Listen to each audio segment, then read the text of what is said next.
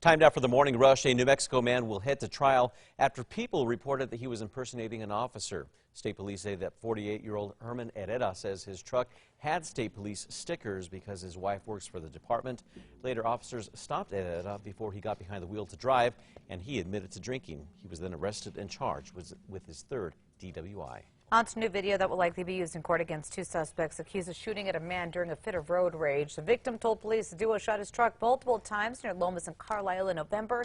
The suspects, Gabriela Wandering Spirit and Cruzario Gutierrez, are now charged. Erica. And that next big weather maker moves in today. It's going to bring snow to our San Juans, Tucson, and northern mountains, moderate to high, because we could see up to around 10 to 12 inches. Winds getting very breezy throughout the day today, and tomorrow temperatures plunging.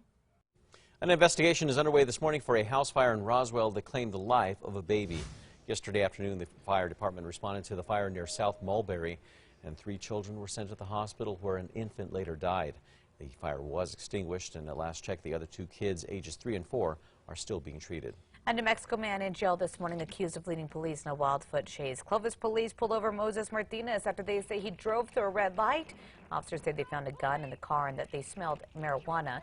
Police say Martinez gave them a false name, then took off on foot. They arrested Martinez after a canine bit him.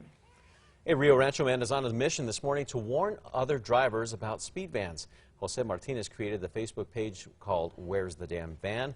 He says it was initially a way for his close friends and family to be aware, but has since drawn the attention of more than 500 members. Just in, officials in China say the U.S. is overreacting to the coronavirus outbreak as there are now 11 infected here in the U.S. The U.S. has begun implementing new rules around travel from China as the coronavirus death toll creeps higher. Rules include rerouting Americans flying into the country to specific airports for screening. As of this morning, that outbreak death tolls 360 people, more than 17,000 infected. The virus now confirmed in more than 35 countries and territories. Erica. And here's a look at the Metro Threat Index for today. Keeping it at a low to moderate level. We have chilly temperatures this morning, right above freezing. As we head through the day, we will be mild, but winds are going to be very breezy, gusting between 30 and 40 miles per hour. Starting today, the on-ramps at I-40 and Tramway will be closed. The NMDOT says that both the eastbound and westbound on-ramps at I-40 and Tramway will be closed for a construction project. The ramps will be closed from 9 a.m. to 4:30 in the afternoon.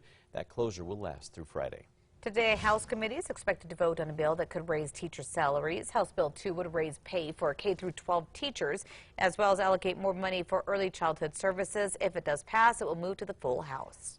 State lawmakers are looking to revamp rest stops in the state. House Bill 264 would allow for $30 million to upgrade and improve the state's more than 40 rest stops.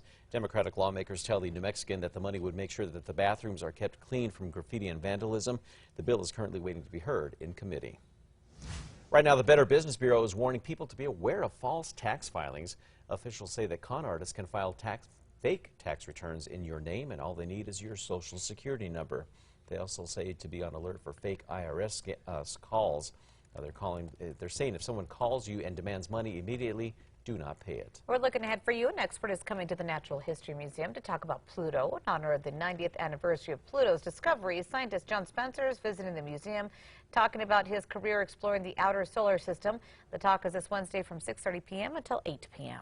Happening tonight, Albuquerque City Councilors could sign off on renaming a stretch of road after an iconic civil rights leader.